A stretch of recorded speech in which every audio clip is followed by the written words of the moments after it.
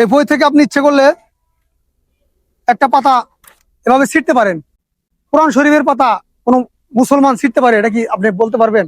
ছিঁড়তে পারবে? বইটা বিক্রি করে মানুষের কাছ থেকে হাজার হাজার টাকা হাতিয়ে নিয়েছে। এই সেই বই হৃদয় ভাঙার গর্জন, যেটা নিয়ে দুদিন ধরে সোশ্যাল মিডিয়ায় তোলপাড়। এটা লেখক হচ্ছে থটস অফ বিল্লাল। তো এই বইটার দাম রাখছে 1000 টাকা। তো অনেকেই আবার এই বইয়ের সাথে পবিত্র কোরআন শরীফের তুলনা দিচ্ছে, যে পবিত্র কোরআন শরীফের দাম 300 টাকা, তো এই বইয়ের দাম কিভাবে 1000 টাকা হয়? তো তাদের উদ্দেশ্য করে আমি কিছু কথা বলতে চাই।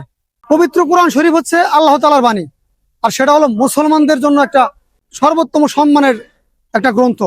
তার সাথে এই বইয়ের তুলনা করা আসলে বোকামি। আপনি ইচ্ছা করলে এই বই থেকে আপনি ইচ্ছে করলে একটা পাতা এভাবে ছিঁড়তে পারেন।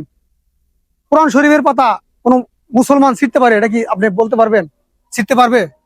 তো বইয়ের সাথে কোরআন শরীফের তুলনা দিবেন না। এটার দাম 1000 টাকা নিচে, সেটা হয়তো তার জন্য ভুল, কিন্তু আপনারা তাকে ছোট করার জন্য পবিত্র কোরআন শরীফের সাথে তুলনা দিচ্ছেন।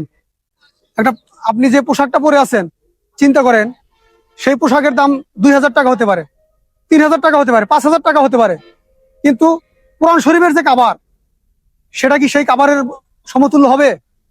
সেটা কি আপনার মাথায় ধরে? তো একটা কথা বলতে চাই, বইয়ের দাম 1000, সেটা অযৌক্তিক। আমিও মনে করি অযৌক্তিক। বইয়ের সাথে আপনারা কোরআনের তুলনা দিয়েন না। বইটা বিক্রি করে মানুষের কাছ থেকে হাজার হাজার টাকা হাতিয়ে নিয়েছে। তার জন্য আপনারা সমালোচনা করতে পারেন, কিন্তু একটু বিবেককে কাজে লাগিয়ে তারপর সমালোচনা করবেন। ধন্যবাদ সবাইকে।